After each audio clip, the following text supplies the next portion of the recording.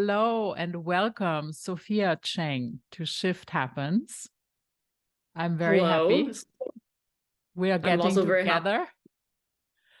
I know it's a busy time for you, and hmm we will hear about that later. Sophia, before we are talking about your shift, um, which you described as it feels like jumping from a cliff. And you Yes. yes, and you will explain a little bit more about that later. But first, I wanted to ask you a few questions. What is your idea of perfect happiness? Hmm. That's a really good question. I think like over the past years, I've discovered that for me at least, like what matters in life like boils down to two things, right? It's meaningful work and meaningful relationships. And it seems like it's a very simple concept, but it actually is much more complex than that and much less complex than that either, right? Like because it is a pretty simple concept, right? Like if you are dedicating your time and like you figure out what like meaningful work and meaningful relationships mean to you and you put in the work to achieve that, I think that ultimately is what, that's what brings me happiness. Hmm. Yeah. What do you most value in your friends?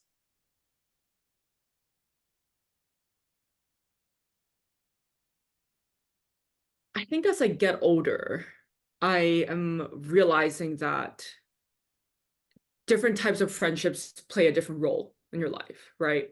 When I was younger, I always kind of leaned into the idea and the concept of the best friend, right? Like the best friend who is there for you for everything, right? For your ups and your downs and your highs and your lows. And I think as you grow and you become more and more complex human beings and you evolve, right? Because I think everyone is on a similar path, especially as you're growing up until a few years out of college.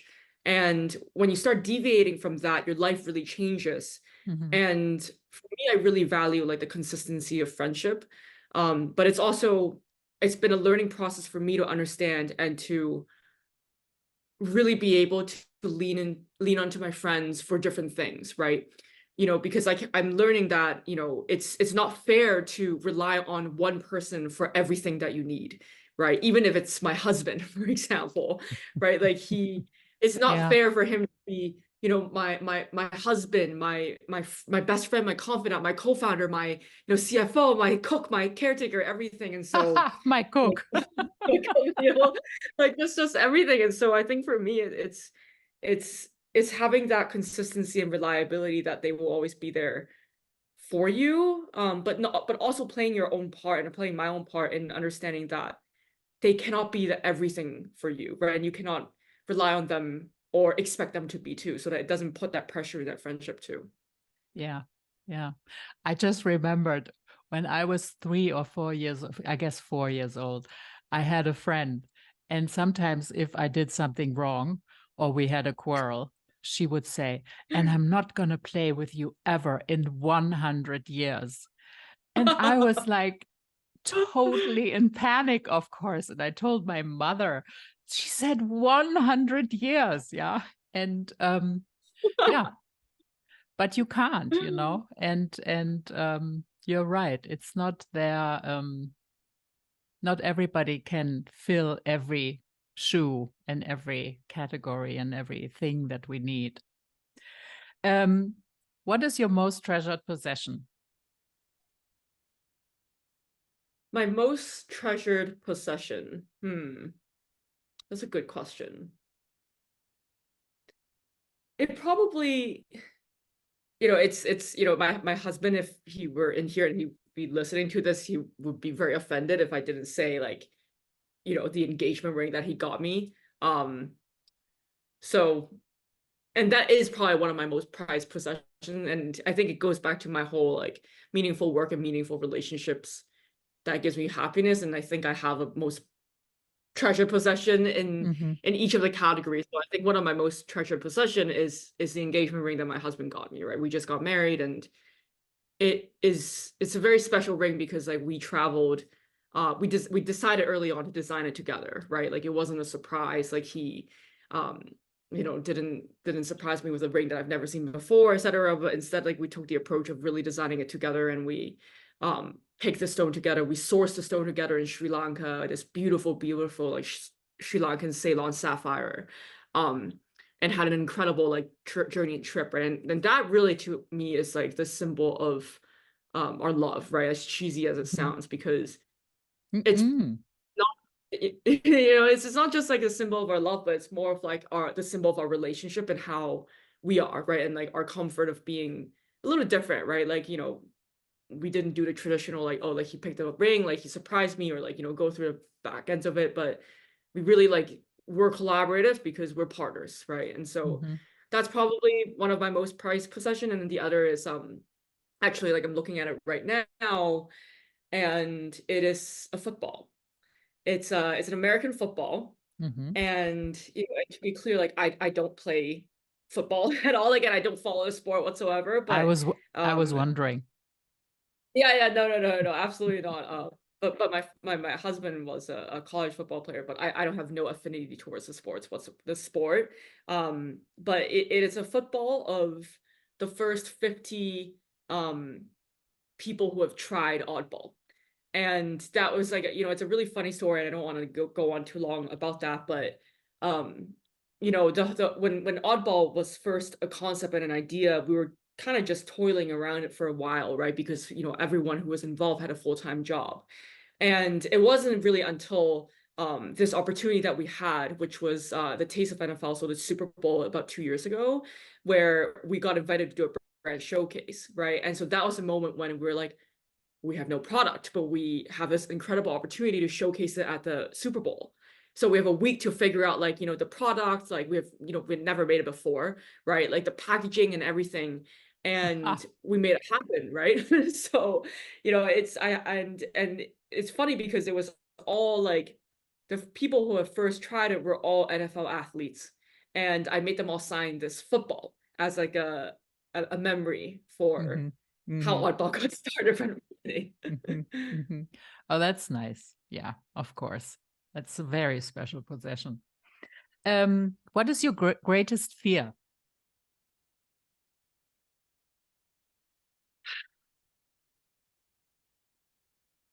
My greatest fear is probably leaving this earth with no having no impact. Yeah, I can relate to that. If there's just one, if you're allowed to only listen to one more song, which song would that be? Or piece of music? Probably Purple Rain by Prince. Cool. Yeah, yeah. So you mentioned Oddball before. That's your startup. And with this, Hmm. a shift began. And it would be great Hmm. if you could talk a little bit about, because you have, quite a stellar career in the corporate world behind you. If you just could talk a little bit about your change and why you decided to leave the safe haven of the corporate world and dive into becoming an entrepreneur. Yeah, yes. So, for context, right, I'm not American, right? So, I have an added complication of needing a visa, which is not it's not a sexy topic, right? Like it's not a sexy topic. It's not a topic that a lot of people understand, but But it's very the real. but it's a very real topic, right? And like Yes. it ties into like immigration, issues that we have, and as a country that like we're talking about all the time, etc. And for me, like I am in a more privileged position where I came from Singapore, I came here for college, and but the hurdles are still there, right? The hurdles being needing to find sponsorship, right? Like needing to find the right visa to allow you to stay. And so I always joke that like I'm always on the brink of deportation because that's how I feel, right? But it's not Oh. true. It's just, that pressure of having the need to maintain your visa status and finding a job and like sponsorship, right? And so I think, fighting to stay, not fighting, but like, really working hard and like putting that bet and staying in the US like had dictated a lot of that corporate career, right? To be completely honest, right? And um to take a few steps back, like I had actually wanted to be a journalist growing up, right? Which is a completely Oh. different. Yeah, I did my internships at the Wall Street Journal, like at the Associated Press. I was working at the Wall Street Journal my senior year in college. I worked for the school paper in high school and college, and that really like was what I was so like super passionate about. But again, like, I wanted to stay in the US, and it was just very difficult to get a sponsorship for, any journalism job, right? And Mhm. journalism, during then and even now, you're really seeing that like peak has evolved like so much, and in my opinion, not in a great way, right? And so all in all, it was a right move to probably not go into journalism when I graduated. But Mhm. this is to say like that was how my corporate career started, right? Mhm. I Mhm. wasn't truly like really imagining one, but it was circumstances that led me there. And so, Mhm. I had my first job was in management consulting at AT Kearney, which is an amazing company where I still have incredible friends um there, and I got my basic skills, honed in, and my professional skills then, right? And then my second job, I was at a hedge fund called Bridgewater Associates, working for Ray Dalio, right? And Mhm. that was a very interesting, work environment, and Yeah, I um, bet. yeah, it was very interesting, and it was very it was a big moment for people who work there to really learn about yourself because of that like radical feedback and transparency culture, right? Mhm. And then Mhm. after that, I as like I went to Estee Lauder, right, in global transformations. So sorry, I'm like distracting myself now, but I would say that for me, I had never really dreamt of a career in entrepreneurship, right? Mhm. Because I always say when I was growing up, the entrepreneurs that I saw did not look like me, right? Mhm. In many forms. They were typically, men, right? Like more middle age, or like, middle aged white men. And I never thought that that was in the cards for someone like me, right? Even though I was well educated and I had like all like the tools, but we have to remember it's a very different time, right? Like even now compared to say like 10, 15 years ago. Mhm. And so it wasn't until like me seeing starting to see like, women and women of color too, right? Like being, entrepreneurship or in like high level like positions that like that thought started to seed in my head, right? Because Mhm. you are surrounded by what you see. And so for me, that was like an really important part. Is like when I started really seeing that there is more diversity coming through, it gave me the courage, right? Because I'm gonna be honest, like I'm not the bravest person in the world, right? Like I have my own fears, right? I have my own fears with, my visa, or like, um, leaving like the cushy environment of a corporate job, etc. And so it took some time transparently for that courage to build up. Mhm. And Mhm. I would say like I really waited, right, for that moment where I felt like this is a moment where I won't be scared.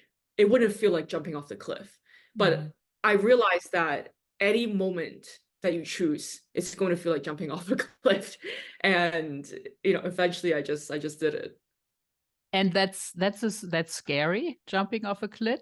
But on the other side, I mean, it unleashes a lots of adrenaline, and Hmm. which, again, propels you into the direction that you really want to go. And what I also just want to point out, what you mentioned earlier, just shows how important role models are, right? Um, Especially when you said, Exactly. entrepreneurs, how did they look in your environment? And I don't know, growing up in Asia, Singapore, Hong Kong, it was a whole different oddball game. But um, no, but yeah. I mean, that's how why it's so important to have role models. And now you will be one, for the next Yeah, no, entrepreneurs coming after you. exactly. And I completely agree with you. I think it's so important to have the right role models, right? Mhm. Um, Especially in this day and age where you can find role models everywhere, right? Like it's very easily, information is very easily accessible. You have social media, you have TikTok, and role models come in different forms. Like, and it depends on who you are, right? And what kind of role models you're looking for. Um, so yeah, and there's also a lot of like anti-role models, right? Like that are, not great role models, but I think, it's just having that for me was really important because it served as a way for me to um it's almost like a invisible hand that's like helping you, right? Like it's a Hmm. support system that you need even if you don't know these people. Hmm. Hmm. Okay, so then you felt, okay, the moment is right now, and then how? So tell us what's Oddball, and Yeah, yes, love the yeah. name. Thank you. Thank you. So to take a step back, right? I Yeah. I really started Oddball because of a need that I had, right? As I said, like I wasn't, I had not been aspiring to be an entrepreneur. Like I thought it was, an incredible, like I've always looked up to entrepreneurs. I thought like they were absolutely incredible. And um, one of the I would consider like greatest entrepreneurs I've like met. His name is Joe Mansueto.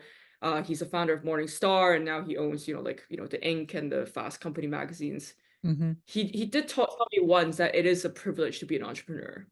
And that really stuck with me for a long Hmm. time. Hmm. And so, but going back to like how I started, I didn't start Oddball because I wanted to do something. It was more of like a need that kind of snowballed in its own, right? And I started Oddball quite frankly because I love junk food, right? And like, oh, people are always like so shocked to hear that, but like, just transparently speaking, I'm one of those people that really love junk food because I love all food that tastes good, and junk food just tastes really good, right? And at a certain point, like when I'm in my earlier 20s or like late teens, like I could eat like that, right? Like I like to eat chips and like Doritos and Cheetos, like all these different things. Yum. Um, right? Like and they're delicious. No matter what people Hmm. say, they're delicious. Hmm. But at a certain point, I'm like, okay, like I gotta stop eating like this, right? Like I'm not getting any younger, and it was getting a little out of hand. Also, like during COVID, which I think a lot of people like had similar experience with, just like Hmm. your relationship with food, right? And for me, it was like I was eating a Haagen-Dazs ice cream bar every single night, and I really remember that moment where I was like, oh my God, like I am eating half a pint of ice cream on a stick every night, And so, Yeah. gradually I was like, I gotta just like make a little more conscious effort to eat better and just like be healthier, right? I was gaining weight, like I was breaking out, like I didn't feel good and like all those. So when I went to the grocery to find a replacement, right? Because I'm not the kind of person that can just totally wean off like all junk food, right? And I wasn't looking to do that. I just wanted to like eat better. Hmm. Um, that was when I had my moment of like epiphany, right? That all the food right now, we're seemingly going through this era of catfish foods. Do you know what catfishing means Nee. in the context of dating? So I made up this term, by the way, catfish foods. So in Okay. the context of, yeah, it's a dating term, right? So like in dating, it's catfishing is when a person's pretending to be another person, right? Like I don't know, some 65-year-old man in South Dakota pretending to be Justin Bieber, right? Online. And it's the same thing that's happening in food right now, where I feel like do you know what I'm talking about? It's so weird. It's always a food pretending to be another food, right? Like it's Hmm. always like Hmm. Hmm. it Interesting. kind of Hmm. started with like, the phase of like the plant-based phase, right? Like the Impossible burgers, the Beyond Meat, right? It's like, okay, we want to eat less meat, so like we will eat fake meat, right? Instead of just eating vegetables, I don't know, or something like Yeah, that, yeah, yeah, right? yeah, yeah, We yeah. want to eat less sugar. We don't eat less sugar, we eat fake sugar, right? So like we have all these concoction of like erythritol and stevia and like all these different things, right? And it's to me it was weird because it was almost like their choices were the Doritos and the Lay's and the Cheetos and the gummy bears, or a protein bar that's pretending to be a cookie, you know? And for me, it was just, it doesn't satisfy anything, right? Because these catfish food, a lot of the times, not all of them, but most of them, they're ultra processed. They're even more processed, right? Like they are using ingredients that they claim as healthy, but are actually not healthy, right? And so to me, it's even worse, right? Because at least a McDonald's or Doritos or Lay's never claimed that they were healthy. They were just always junk food. Mm-hmm. Mm-hmm. And this wave of food I thought was really strange because now I actually have to guess whether this is good for me or not. I can't trust whether it's good for me or not.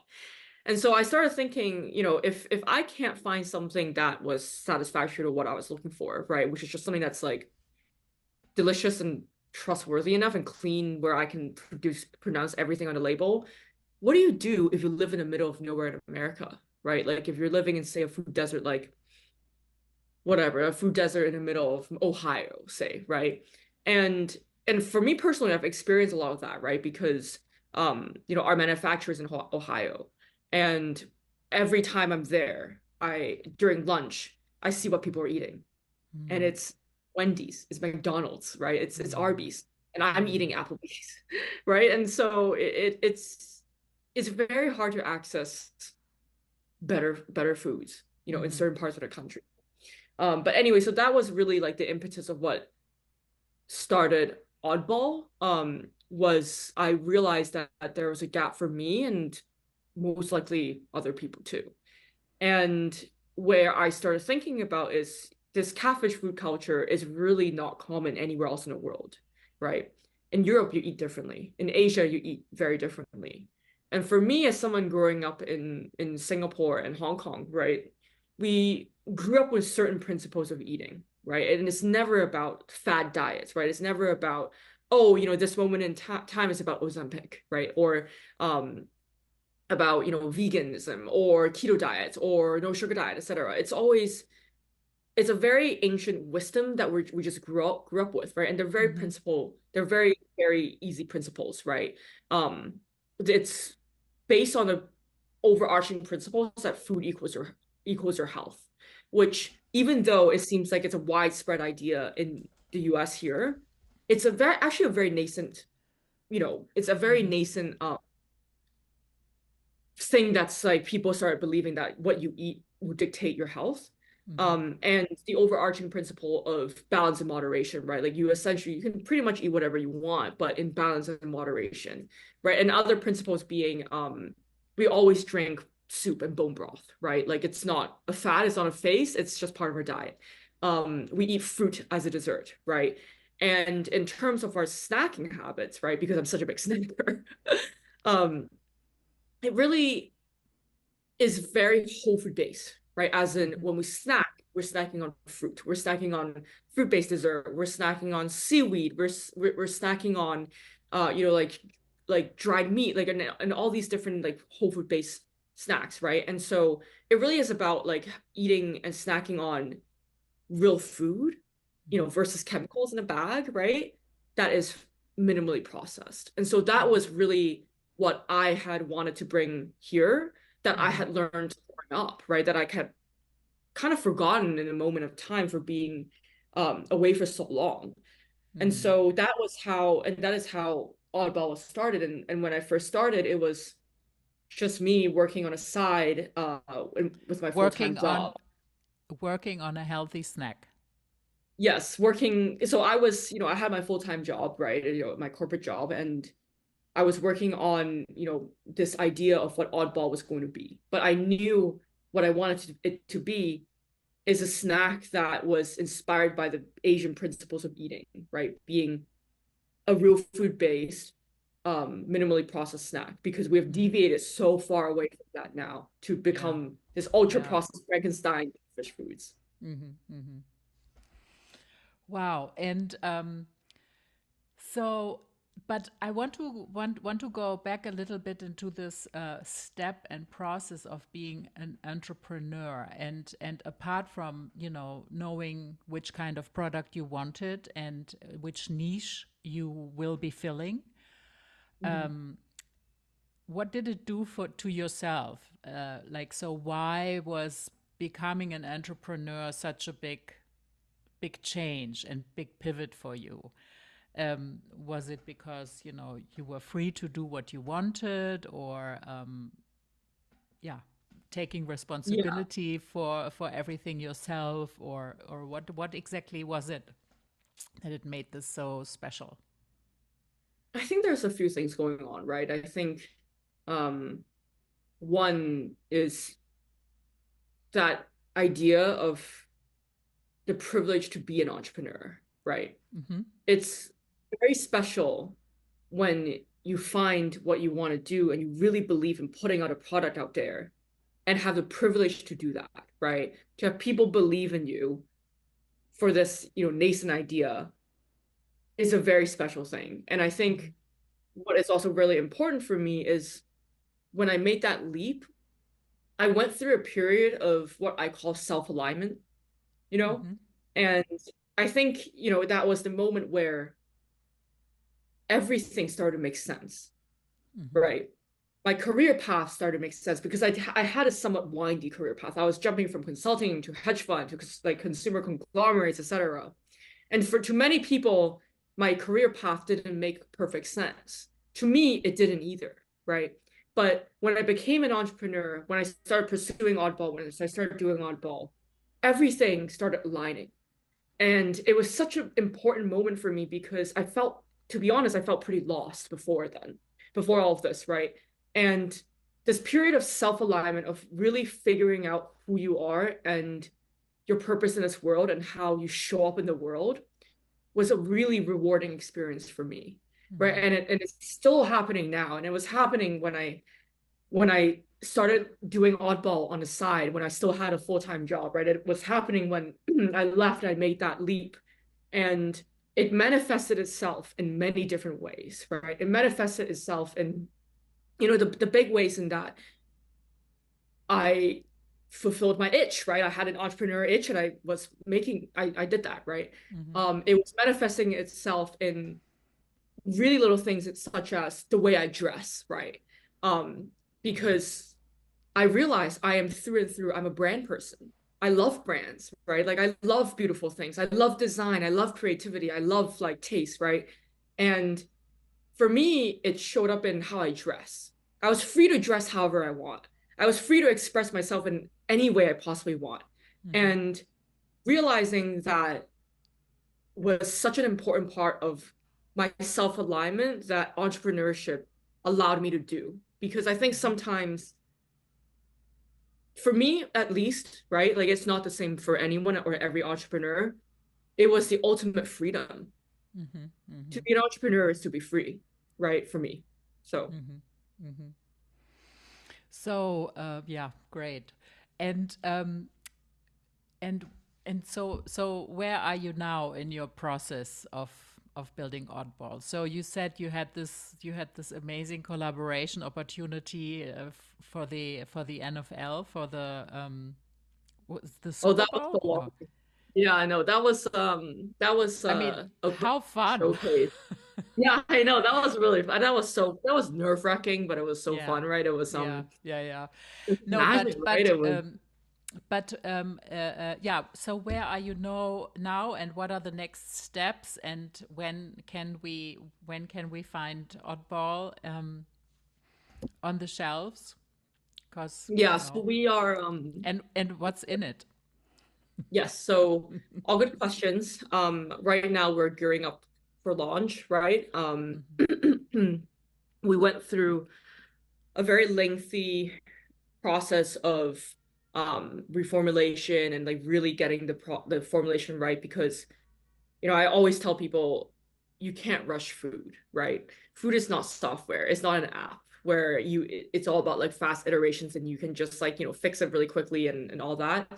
With food, you have to put your best forward on day one because Hmm. people are not going to give you another chance. If you've Hmm. tried something that's bad once, it's a pretty Yeah, scarring experience yeah, to yeah, like have yeah, bad yeah. tasting food. So we're very much like heads down in getting the product to launch and building the team out, right? Mm-hmm. So for the longest time, that's a really big learning curve I had to learn. I was in incubator mode because I'm a solo founder and I was very scrappy and I was doing everything by myself, right? And we're at the point where we need to be building out that team and Mm-hmm. having like functional expertise, right? And so we are tentatively going to launch around the September, October timeline online into our big e-tailer partners such as Fresh Direct, etc.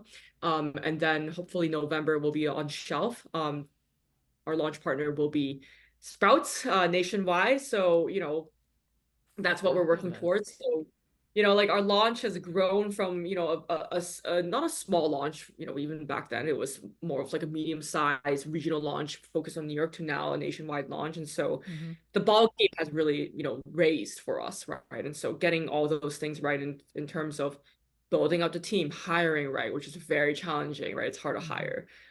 Getting the product right, setting up our supply chain, right? It's like or my little Willy Wonka jelly factory up in Ohio, getting that right. You know? Cool. And just, making sure that we are putting the best product out. And in terms of when people will be able to buy, it'll hopefully be around the September, October timeframe in the fall, just in time for back to school, right? And Mm-hmm. what's in it? Again, like for us, like what's important is maintaining the cleanliness and the deliciousness of the product, right? Mm-hmm. Mm-hmm. So everything is made out of very clean ingredients. We have juice, we have purees, etc. We don't use gelatin, right? Like we use agar, which is very good for your digestive system. We don't have any added sugar to it. So really, it's a very clean and light snack that you Mm-hmm. can eat, race all day, that you can understand, right, and trust. Mm-hmm. Mm-hmm. And it's fun to look at. I mean, when It's I fun look to at look at. when I look at Oddball's Instagram, I see the colors and I already feel refreshed. And yeah, I mean, it makes all sense to me.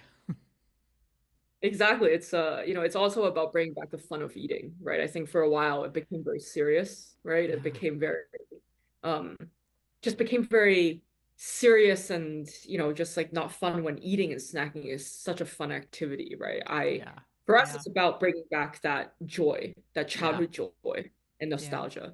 yeah, yeah. That's the feeling that is being generated through the colors and the design. I felt, and I find that's a really good point to bring the fun back into eating, Mhm. yeah, and just to be able to indulge because it's really, I mean, I don't know, it's like so much not policing. I mean, it's great to be healthy and to be healthier and but also maybe as a European living here, it's all a little bit intense because, in Europe, yes, of course, it's not great to eat bread, but it's it's a healthier bread than we eat here. So of course, once in a while you eat bread, and it's doesn't need to be policed. Yeah, so Exactly. it's. I guess it really puts a lot of stress. I mean, even though it's all meant in a good way that people should be eating more healthy and I fully agree with these movements that in school cafeterias, the food has changed over the past decade, and it's much more healthier and so on and so forth. But yeah, no, I'm looking forward to fun snacking. Yeah. Yay! No, and I think you really hit the nail on the head with that because, I there's a lot of reasons of why I started Oddball, right? And part of that was exactly like what you were talking about was that pressure to have a six pack, right? To be, working out 5 days a week. Like it's like as if to be healthy, I have to look like a fitness influencer on Instagram, right? And for a lot of people, myself including, that's extremely intimidating, right?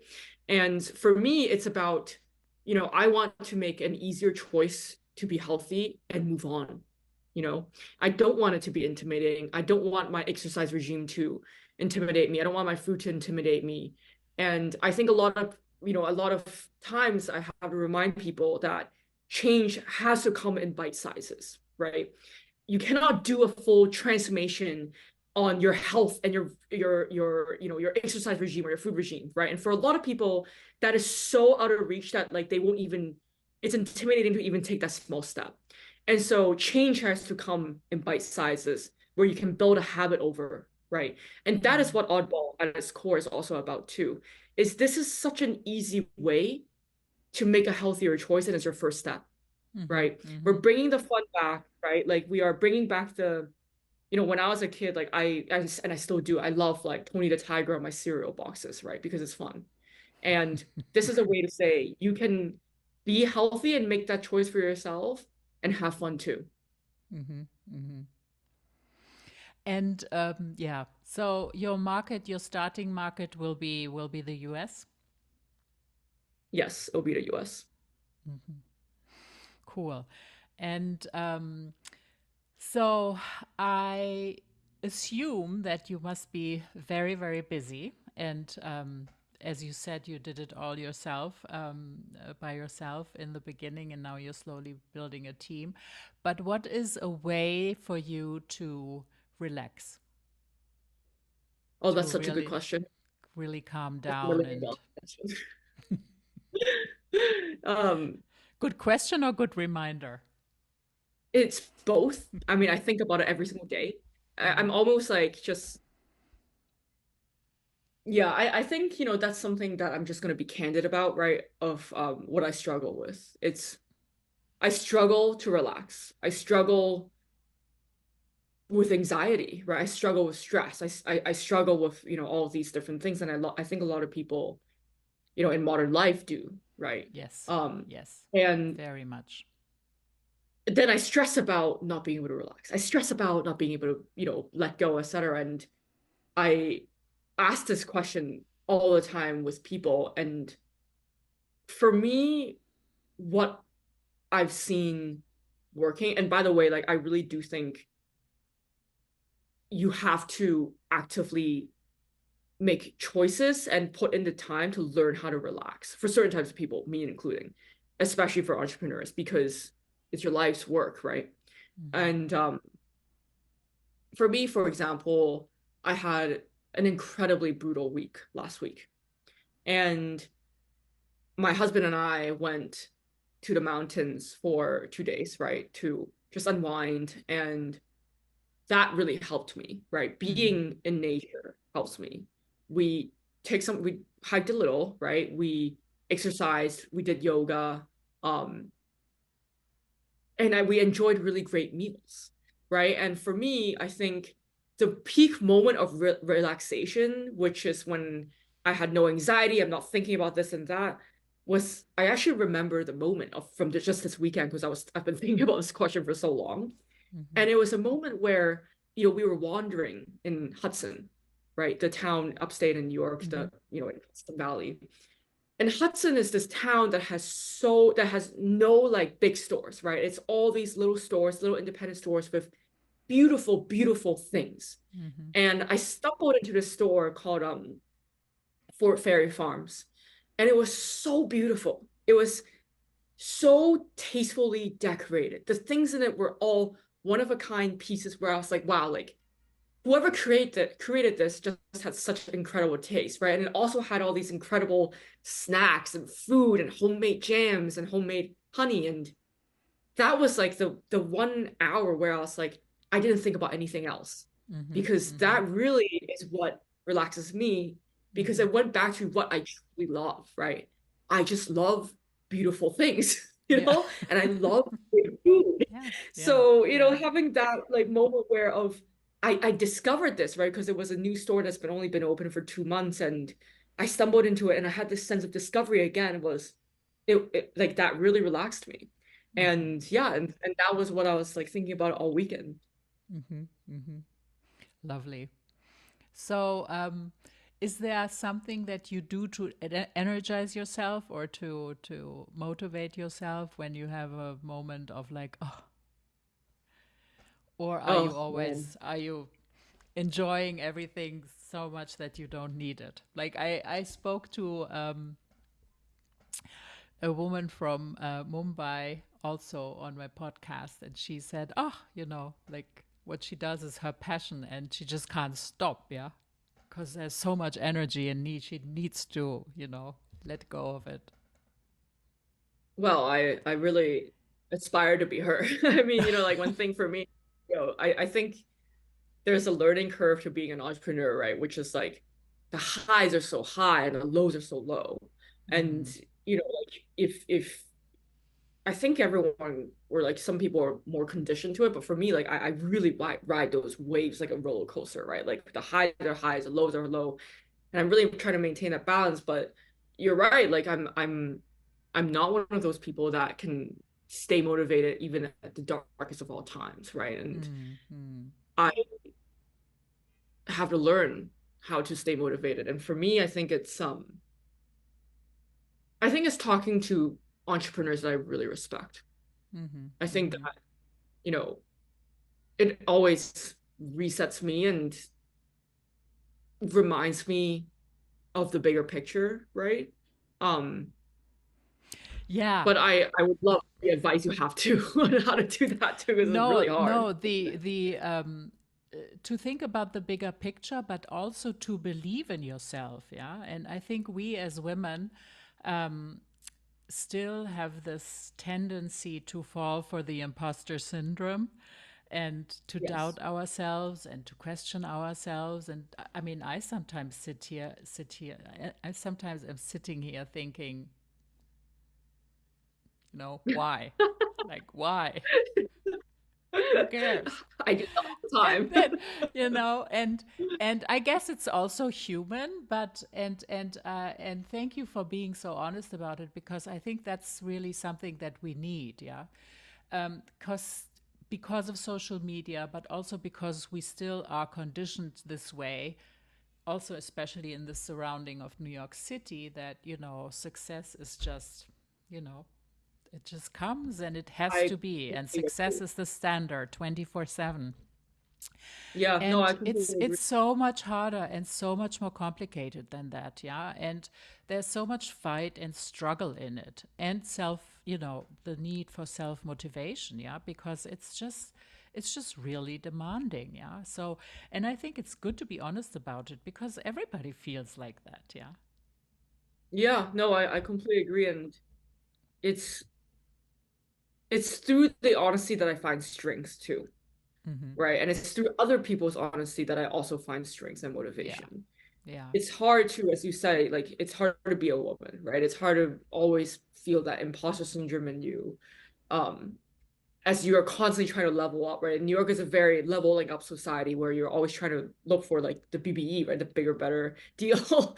And it's through these vulnerabilities, and that's like why I am so open and honest and like vulnerable too, because it was through other people's vulnerability that made me realize that it's okay to feel this way. And sometimes, as you say, like just like I sometimes I do sit here and I'm just like, why me? Just why me? And then in a moment, like okay, well, enough. Okay. Ah, but I applaud you, Sophia. I mean, this is a huge undertaking, but truly a step into making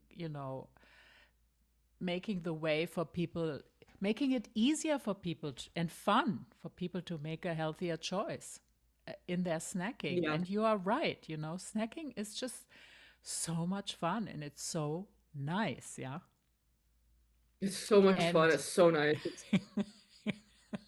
It's so nice. so I'm really excited and will look out for Oddball. And I thank you so much for carving out the time to speak to me. I think it's so important to share these stories and these shifts, these jumps into the cold water, these jumps from the cliff, and this evolving into another sphere. So thank you so much for being with me Thank and you for and having sharing me. your yeah. Absolutely, and absolutely my pleasure. And this was the one thing that relaxed me today. So thank you. Yay.